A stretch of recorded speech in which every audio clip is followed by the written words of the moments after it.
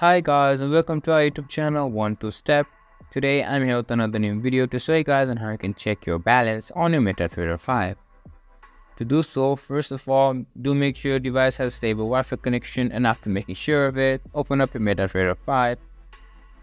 Now to check your balance on MetaTrader 5, simply go on to trades, which is on the bottom of the screen, and if you have any made trades, which will appear right here like you can see on my screen, and the balance option also on the top of the screen where it shows 10,000.02.